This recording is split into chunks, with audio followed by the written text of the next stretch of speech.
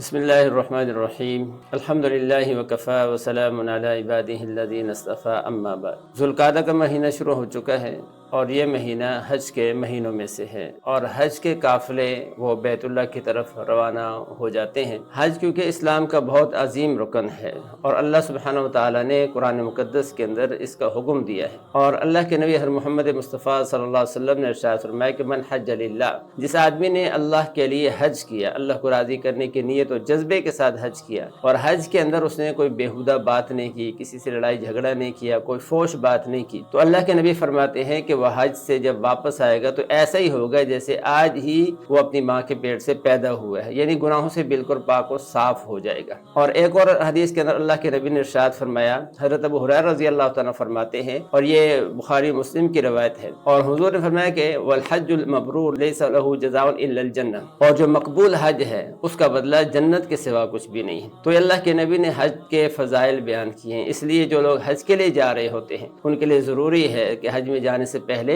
ان فضائل کا استحضار کریں، ان فضائل کو سیکھ لیں، حج کے مسائل کو بھی سیکھیں۔ فضائل کے استحضار کے ساتھ فضائل کو ذہن میں رکھتے ہوئے حج کریں گے تو انشاءاللہ اس کا بھرپور فائدہ ہوگا، اور پوری طرح سے پھر ان کی تربیت ہوگی، گناہوں سے پاک صاف ہو کر پھر وہ واپس آئیں گے۔